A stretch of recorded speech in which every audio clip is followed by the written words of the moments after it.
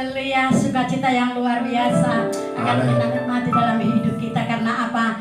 Di mana 2-3 orang berkumpul di dalam nama Tuhan Yesus, Allah hadir bersama-sama mereka. Saat kita berjumpa dengan Tuhan, maka kuasa Allah akan tercurah dalam setiap kehidupan kita. Mari kita semua nikmati Tuhan. Amin.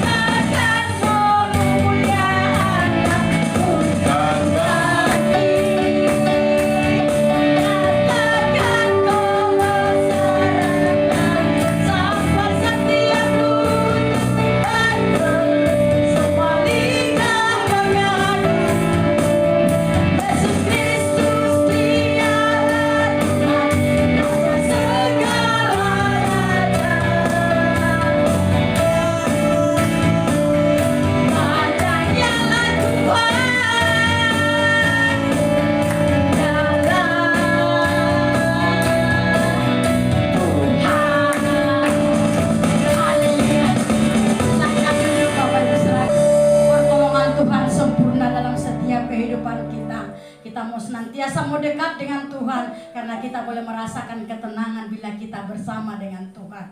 Apa yang sudah kita lakukan pada pagi hari ini kiranya berkenan memuliakan nama Tuhan. Bapak Ibu Saudaraku, mari kita siapkan hati kita untuk menyambut firman Allah. Seundang kita bangkit berdiri, kita angkat pujian. Jalanmu tak terselami Tuhan. Haleluya.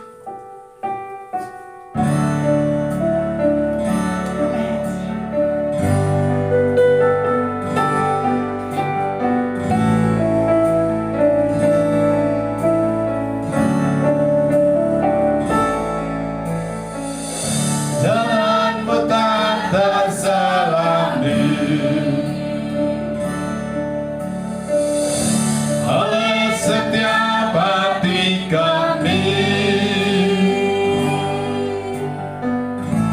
namun satu aku percaya,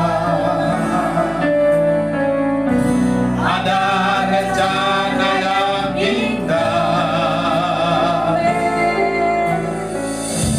tiada terduga kasih-Mu, enak dan besar bagiku.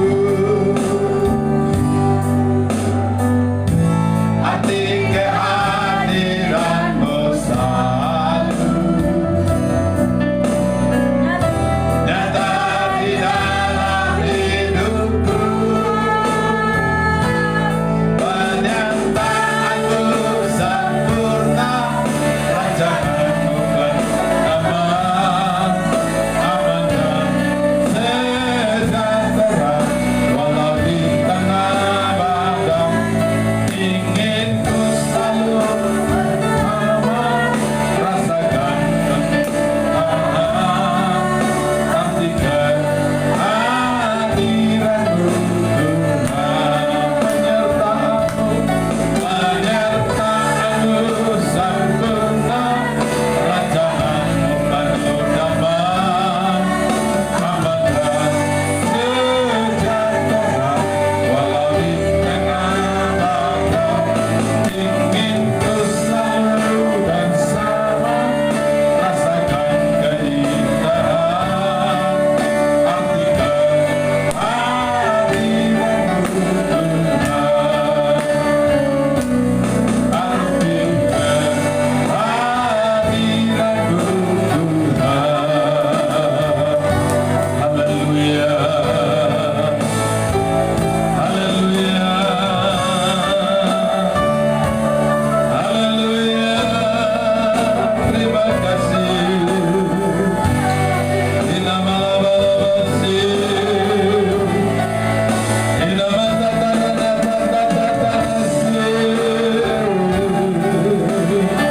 terima kasih.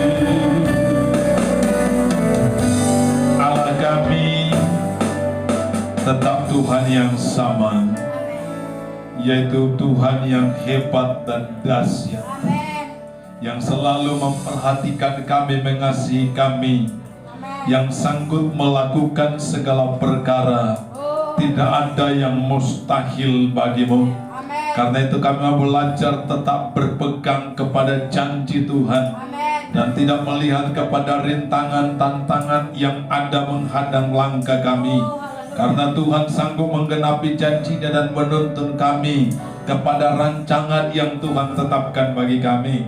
Terima kasih Tuhan saat ini, jika kami boleh berkumpul di tempat ini semua karena anugerah Tuhan. Kami percaya bahwa Tuhan terus membawa kami kepada kemuliaan yang jauh lebih besar lagi di dalam nama Yesus Kristus. Karena itu saat ini berfirmanlah Tuhan, urapi hamba-Mu, taruh firman-Mu di atas bibir mulut hamba, sehingga apa yang kami dengar bukan bersumber dari akal pikirannya semata, tapi datang dari ilham Roh Kudus. Dengan demikian kami percaya ketika firman disampaikan, mujizat pun terjadi, yang sakit disembuhkan, yang lemah dikuatkan, yang susah terhibur, dan iman kami dibangunkan. Dalam nama Yesus Kristus berfirmanlah Tuhan, segala kekuatan iblis, kuasa kegelapan apapun bentuknya yang mengganggu pemberitaan firman Tuhan, kami tolak, kami tengking. Dalam nama Yesus tinggalkan tempat ini. Haleluya, haleluya. Yang siap dengar firman Tuhan berkata amin. Silakan duduk kembali. Shalom. Kita bangga, kita bersyukur sama Tuhan. Karena Tuhan kita tetaplah Tuhan yang sama. Tuhan yang hebat dan luar biasa, yang selalu mengasihi dan memperhatikan kita semua. Kita buka bersama-sama Alkitab kita di dalam kitab Bilangan pasal yang ke-13 ayat yang ke-25 sampai ayat yang ke-33. Demikian bunyi firman Tuhan. Tema firman Tuhan saat ini adalah mental seorang pemenang. Demikian pembacaan Alkitab Sesudah lewat 40 hari pulanglah mereka dari pengintaian negeri itu, dan langsung datang kepada Musa, Harun dan segenap umat Israel di Kades di padang gurun Paran. Mereka membawa pulang kabar kepada kedua dan kepada segenap umat itu, dan memperlihatkan kepada sekaliannya hasil negeri itu. Ayat 27, mereka menceritakan kepadanya, kami sudah masuk ke negeri itu, kemana kau suruh kami, dan memang negeri itu berlimpah-limpah susu dan madunya, dan inilah hasilnya. Hanya bangsa yang diam di negeri itu kuat-kuat, dan kota-kotanya berkubu dan sangat besar. Dan keturunan Enak telah kami lihat di sana. Orang Amalek diam di tanah Negeb, orang Het, orang Yebus, dan orang Amori diam di pegunungan. Orang Kanaan diam di sepanjang laut dan sepanjang tepi sungai Yordan. Ayat 30. Kemudian Kaleb mencoba menenteramkan hati bangsa itu di hadapan Musa, katanya, tidak, kita akan masuk, kita akan maju dan menduduki negeri itu, sebab kita pasti akan mengalahkannya. Tetapi orang-orang yang pergi ke sana bersama-sama dengan dia berkata, kita tidak dapat maju menerang bangsa itu, karena mereka lebih kuat daripada kita. Juga mereka menyampaikan kepada orang Israel kabar busuk tentang negeri yang diintai mereka dengan berkata, negeri yang telah kami lalui untuk diintai adalah suatu negeri yang memakan penduduknya, dan semua orang yang kami lihat di sana adalah orang-orang yang tinggi-tinggi perawakannya. Juga kami lihat di sana orang-orang raksasa, orang Enak yang berasal dari orang-orang raksasa, dan kami lihat diri kami seperti belalang, dan demikian juga mereka terhadap kami. Saudara, kita telah ditetapkan Tuhan dan dirancang oleh Tuhan supaya menjadi orang-orang yang menang. Bahkan Paulus berkata, setiap mereka yang percaya kepada Yesus Kristus lebih daripada orang yang menang. Karena itu kita harus belajar bagaimana supaya kita boleh menggenapi rancangan Tuhan, menjadi pemenang dalam setiap kehidupan kita. Kita belajar daripada kisah bangsa Israel, bagaimana Tuhan telah merancangkan supaya mereka dapat memiliki dan dapat mewarisi negeri perjanjian, negeri yang indah, yang berlimpah-limpah susu dan madunya. Tuhan sedang merancangkan dan akan membawa mereka ke negeri itu. Tetapi saudara yang dikasihi oleh Tuhan, dari semua orang yang berangkat dari Mesir, yang sudah melihat tanda-tanda mujizat, yang berumur 20 tahun ke atas, ternyata hanya 2 orang pemenang yang dapat menikmati dan menyaksikan penggenapan janji itu, yaitu Yosua dan Kaleb. Inilah pemenang, ternyata sangat sedikit menjadi pemenang, saudara. Tapi saya mengharapkan kita semua yang hadir pada saat ini, tempat ini, kita adalah orang-orang yang menang, memiliki mental seorang pemenang. Amin. Mental seorang pemenang yang pertama adalah bahwa dia berfokus kepada janji Allah. Dia ingat akan janji Allah dan dia memiliki iman, kepastian bahwa Tuhan akan menggenapi janjinya. Dan Tuhan tidak pernah berdusta, tidak pernah merancangkan yang jahat, dia selalu menggenapi janjinya. Itulah yang kita lihat dalam ayat yang ke-30. Daripada apa yang dikatakan 2 orang itu. Karena 12 orang diutus untuk mengintai negeri itu. Lihatlah, pergilah ke negeri itu, bagaimanakah tanahnya, apakah subur atau tandus, bagaimanakah kota-kotanya, apakah berkubu-kubu besar atau kecil, bagaimana penduduknya, perhatikan dan lihatlah, dan Bersabarlah dan bawalah sebahagian atau sedikit daripada hasil negeri itu. Dan mereka pergi ke sana membawa laporan. Saudara, 10 orang membawa laporan yang negatif. 10 orang alam mental yang kalah, saudara. Tapi kita belajar daripada 2 orang ini memiliki mental seorang pemenang. Ayat yang ke-30 dikatakan, kemudian Kaleb mencoba menenteramkan hati bangsa itu di hadapan Musa, katanya, tidak, kita akan maju dan menduduki negeri itu, sebab kita pasti akan mengalahkan. Amin. Ini saudara, kenapa? Karena dia memiliki keyakinan atas janji Tuhan. Fokus kepada janji Tuhan. Tidak fokus kepada masalah. Beda dengan ke-10 orang itu dan bahkan semua orang Israel yang mendengarkan kabar itu. Mereka langsung fokus kepada apa yang mereka lihat, rintangan yang mereka hadapi. Padahal dalam ayat yang ke-27 betul mereka akui bahwa apa yang dijanjikan Tuhan, negeri yang akan diberikan negeri yang berlimpah-limpah susu dan madunya. Perhatikan saudara. Dalam ayat yang ke-27 dikatakan mereka menceritakan kepadanya, yaitu kepada Musa dan Harun dan seluruh bangsa itu. Kami sudah masuk ke negeri kemana kau suruh kami. Dan memang perhatikan, negeri itu berlimpah-limpah susu dan madunya. Inilah hasilnya. Wah, mereka bawa hasilnya. Mereka katakan belum pernah kami melihat hasil bumi seperti ini. Belum pernah kami melihat bahwa buah anggur memiliki tandan yang begitu luar biasa. Mereka kagum akan hasilnya. Mereka akui negeri yang Tuhan janjikan itu benar. Negeri yang berlimpah-limpah susu dan madunya. Negeri yang sangat baik. Saudara, mereka akui janji Tuhan. Mereka akui apa yang dikatakan Tuhan. Tetapi, perhatikan saudara. Ini mental seorang yang kalah. Dikatakan, hanya bangsa yang diam di negeri itu kuat. Dan seterusnya mereka ceritakan tentang masalah. Orang yang kalah selalu menceritakan rintangan dan masalah yang mereka hadapi.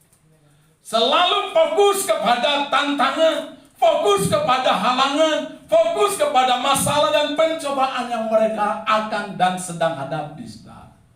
Mereka lupa kepada janji Tuhan yang berkata bahwa aku telah membawa kamu dengan sumpah untuk dapat memiliki negeri yang berlimpah-limpah susu dan madu. Saudara, tetapi mereka justru fokus kepada tantangan. Hari ini kita semua harus memiliki mental seorang pemenang. Fokus kita bukan kepada masalah. Fokus kita kepada janji Tuhan. Sehingga dengan demikian kita akan berkata, kita pasti menduduki negeri itu. Kita pasti menerima janji Tuhan. Dalam Amsal pasal yang ke-12, 22 ayat yang ke-13, kita lihat di situ saudara, mental seorang pemenang selalu membesar-besarkan masalah. Dikatakan di sini, Amsal pasal 22 ayat 13, si pemalas berkata, ada singa di luar, aku akan dibunuh di tengah jalan. Saudara, selalu mereka membuat alasan-alasan untuk tidak melangkah. Tetapi tidak ada kemenangan tanpa sebuah perjuangan. Amin. Tidak ada kemenangan tanpa sebuah perjuangan. Dan untuk kita boleh mengalami kemenangan itu, fokus kita bukan kepada masalah. Fokus kita kepada janji Allah.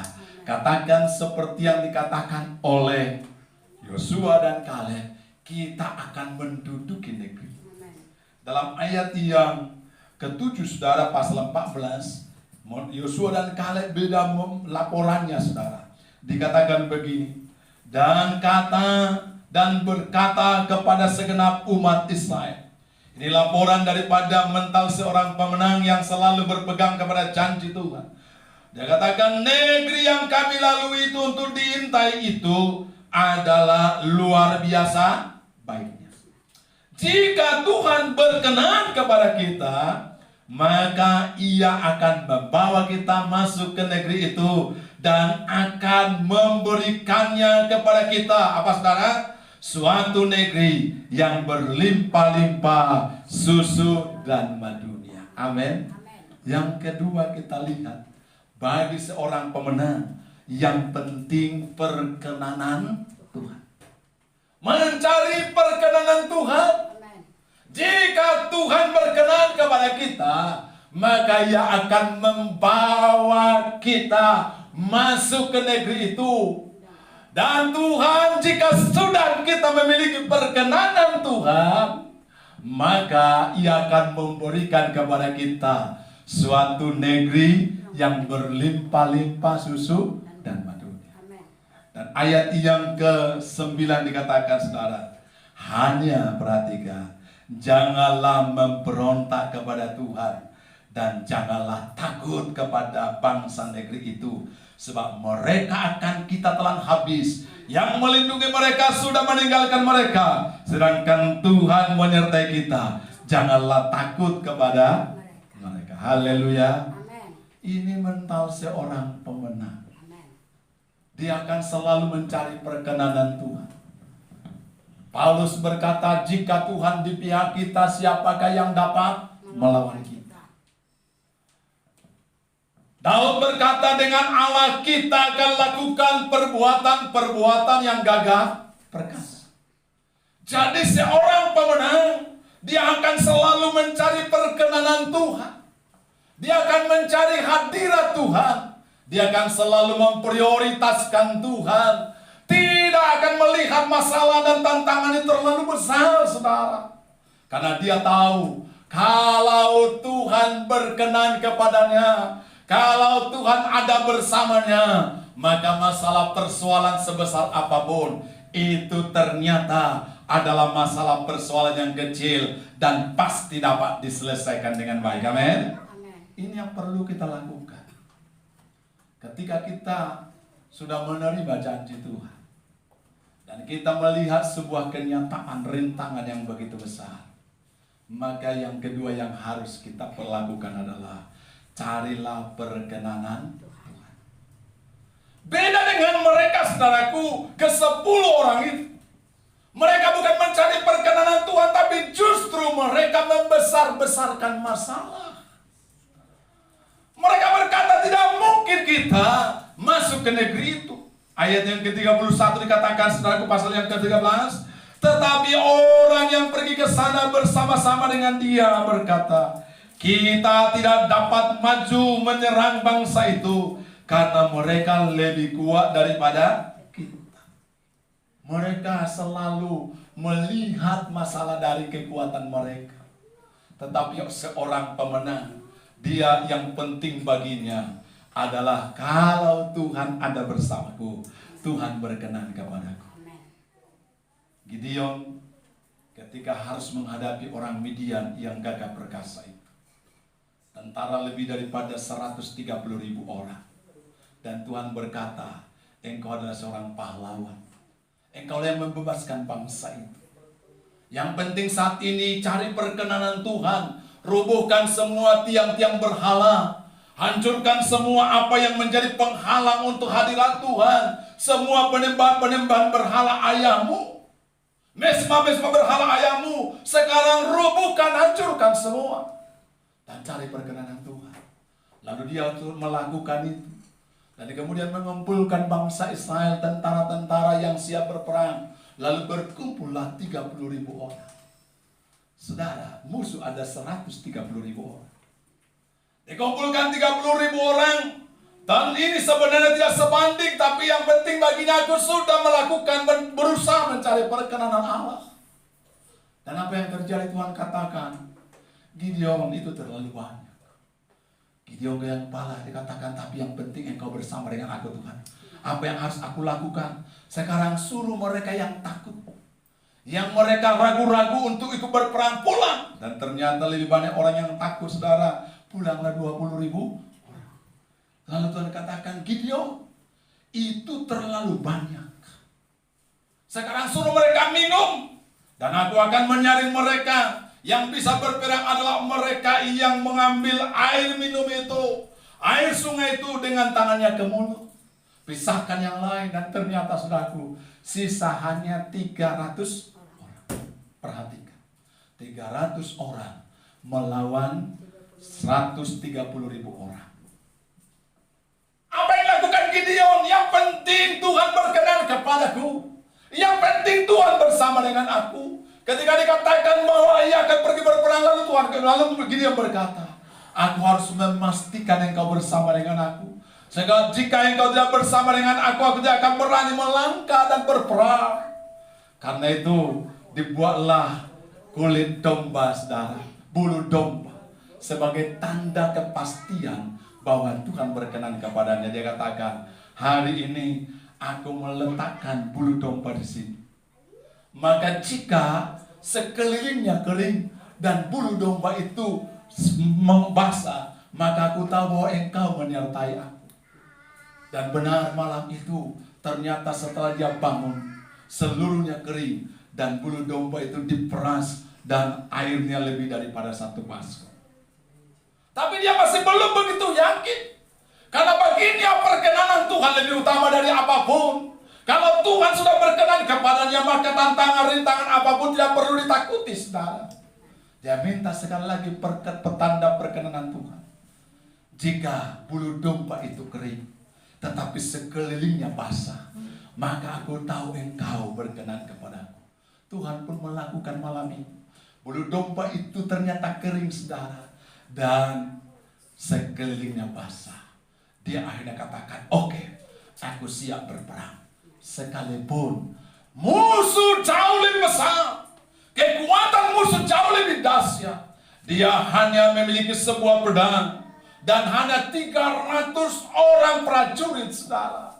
Tetapi ada bala tentara surga, ada Tuhan bersama-sama dengan dia. Amin.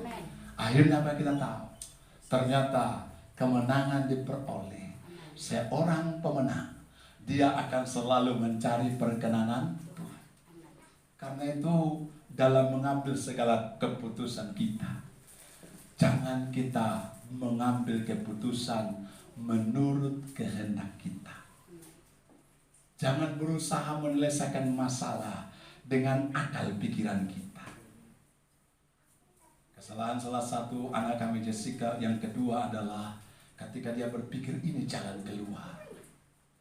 Saudara yang dikasih Tuhan, tanpa bertanya kepada Tuhan, tanpa diskusi kepada orang tua. Dan apa yang terjadi, saudara? Tantangan pergumulan. Saya katakan mulai saat ini, cari perkenanan Tuhan. Ada jalan yang kusangka jalan lurus, nyata ujungnya menuju maut. Tetapi ketika kita mengikuti perjalanan Tuhan, kadang-kadang kita dibawa ke lembah kekelaman, tidak ada kita lihat terang, tetapi ada Tuhan di sana. Kita akan melihat dia sedang membawa kita kepada kemuliaan. Amin.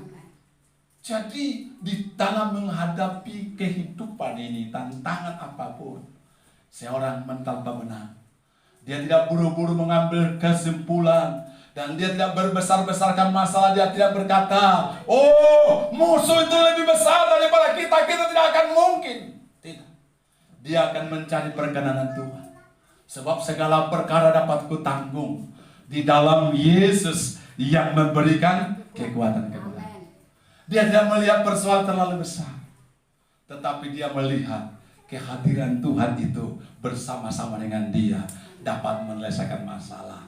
Hanya janganlah memberontak kepada Tuhan dan janganlah takut kepada bangsa negeri itu, sebab mereka akan kita telan habis. Yang melindungi mereka sudah meninggalkan mereka, sedangkan Tuhan menyertai kita. Jangan takut kepada mereka. Ini seorang mental pemenang. Kalau dia sudah tahu Tuhan besertanya, maka dia tidak perlu takut. Sehebat apapun raksasa itu, sehebat apapun orang enak itu, sekuat apapun kota negeri itu, selama Tuhan sudah bersama kita, yang melindungi kita ada bersama kita, maka kita akan telan habis. Kita pasti menang, amin. Jangan seperti mental seorang pecundang yang kalah, saudara.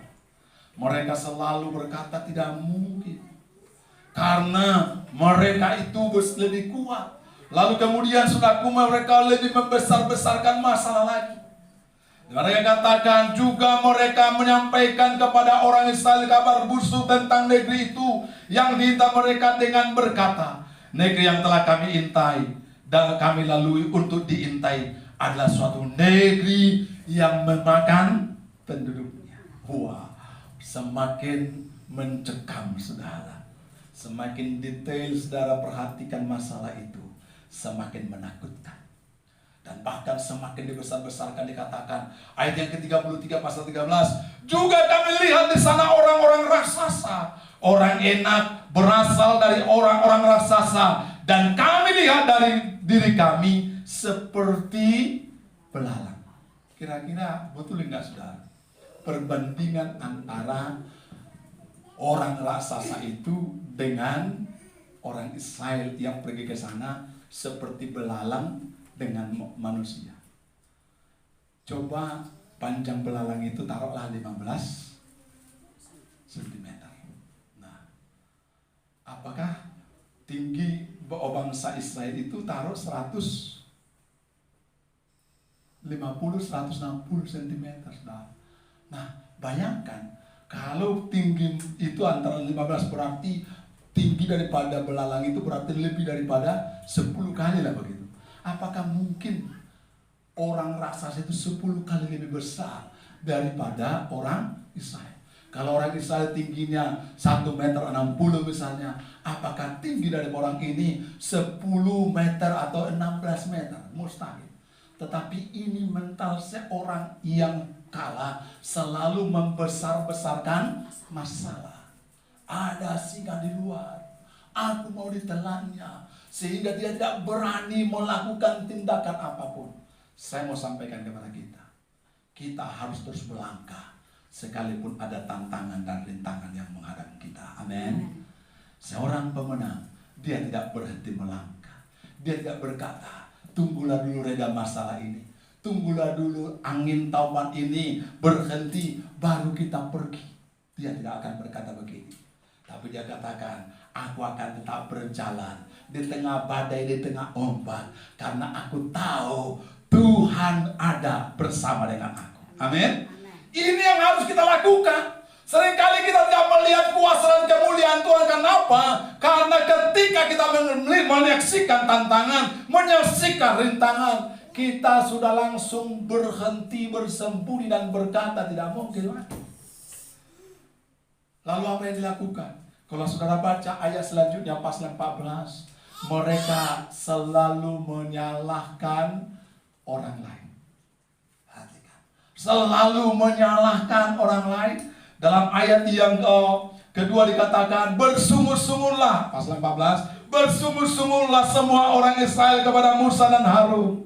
Dan segenap umat itu berkata kepada mereka, sekiranya kami mati di tanah Mesir atau di padang gurun ini, mengapakah Tuhan membawa kami ke negeri ini supaya kami tewas oleh pedang dan istri anak-anak kami menjadi tawanan? Wih, ini ngeri, saudara. Kalau orang yang selalu memiliki mental seorang yang kalah, maka biasanya mereka yang pertama selalu bersungut-sungut. Di sini nggak boleh ada yang bersungut-sungut, ya. Amin. Lalu yang kedua, selalu menyalahkan orang lain, menyalahkan keadaan. Kenapa kamu bawa kami ke negeri ini? Bukankah di Mesir lebih baik? Padahal di Mesir mereka juga menangis. Mereka menjerit akan besarnya tekanan karena anak-anak laki-laki mereka sudah dibunuh, mereka ditindas di sana. Tapi saudara, dasar seorang mental yang kalah, selalu dia mencari alasan dan mencari kambing hitam. Dan bahkan yang lebih mengerikan lagi, dia menyalahkan, mengapa Tuhan membawa kami keluar, menuruh kami keluar dari Mesir? Kalau sudah begini mau apa lagi, saudara? Maka tidak ada lagi yang dapat dilakukan. Dia tinggal menunggu waktu untuk mengalami kekalahan. Jangan sampai ada mental seperti itu. Jangan bersungguh-sungguh. Jangan menyalahkan orang lain. Dan apalagi menyalahkan Tuhan. Bangkitlah, katakan bahwa cari perkenanan Tuhan. Kalau Tuhan berkenan kepada saya, maka tantangan ini, maka ini tidak terlalu besar. Dan memang betul, bagi orang yang percaya, tidak ada yang mustahil. Kita boleh melihat bahwa di balik semua hal yang buruk yang kita alami, ketika kita setia kepada Tuhan, mencari perkenan Tuhan, pada akhirnya kita akan melihat banyak kesaksian-kesaksian yang menyatakan Tuhan itu luar biasa, Tuhan itu dahsyat dan besar. Saya terinspirasi dengan apa kesaksian daripada almarhum Aditya, saudara. Dia begitu mengalami begitu banyak terpuruk dalam keadaan kehidupannya. Tapi dia katakan, bagi saya bersyukur karena orang-orang yang sekelilingku, termasuk keluargaku, ternyata tidak memvonis saya titik. Saya masih diberikan koma. Berarti masih ada kesempatan bagiku. Dan kemudian dia bangkit, saudara. Ini yang harus menjadi mental kita. Jangan sedikit-sedikit katakan sudah selesai. Titik. Selama masih ada nafas Tuhan berikan kepada kita, berarti masih koma. Masih banyak kemungkinan-kemungkinan yang Tuhan dapat lakukan bagi kita. Jika Tuhan berkenan kepada kita, kita akan telan habis. Tuhan akan membawa kita ke negeri yang berlimpah-limpah selama dunia. Yang terpenting hari ini, jangan memberontak kepada Tuhan. Memberontak kepada Tuhan adalah ketika kita bersungguh-sungguh, ketika kita menyalahkan orang lain, dan ketika kita akhirnya menyalahkan Tuhan. Kita harus belajar dan berkata, kalau Tuhan ada bersamaku, maka aku akan melihat sekalipun besar tantangan itu. Itulah mental seorang pemenang. Daud adalah seorang pemenang.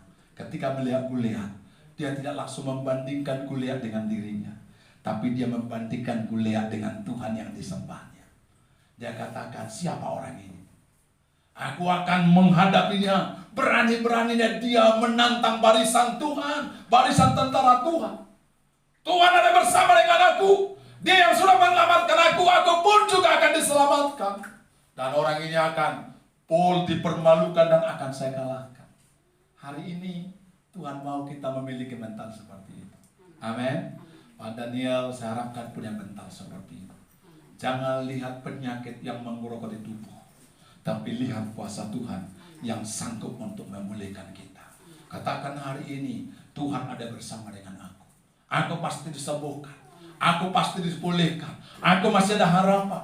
Ini yang harus, karena apa Alkitab berkata, jadi padamu seperti iman. Kalau kita tak percayakan janji Tuhan itu, kita akan melihat janji itu digenapi dalam hidup kita. Katakanlah kepada seperti Yosua dan Kaleb, bahwa negeri itu adalah negeri yang sungguh-sungguh indah, sungguh-sungguh baik, negeri yang berlimpah-limpah susu dan madunya. Aku tetap pegang janji Tuhan, karena Tuhan berjanji, Ia akan membawa aku kepada negeri itu. Dia berjanji dengan sumpah bahwa negeri itu menjadi milik kita. Lalu yang kedua, yang penting bagi kita hari ini adalah kita mencari perkenanan Tuhan. Pastikan dalam hidup kita setiap hari cari hadirat Tuhan, cari perkenanan Tuhan. Sebab jika Tuhan di pihak kita, maka yang melindungi kita, yang menyertai kita lebih besar dari apapun.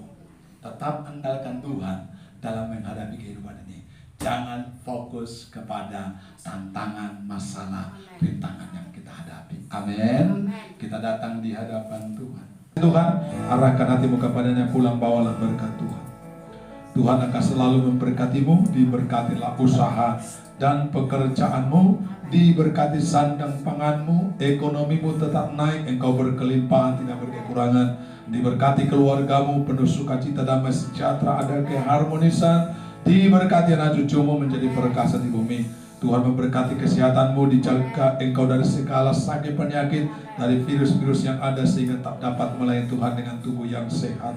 Kasih karunia Allah yang berlimpah-limpah, damai sejahtera Kristus Yesus Tuhan, urapan tuntunan persekutuan kudus menyertai-Mu hari ini selama-lamanya.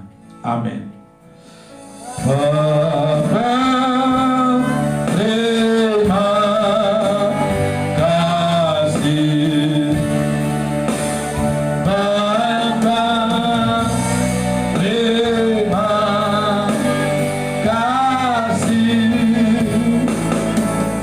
Bapa, dengan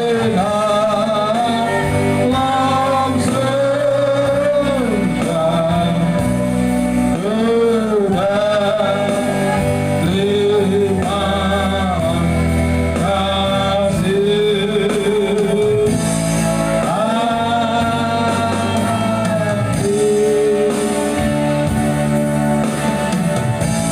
selamat pagi, selamat hari Minggu.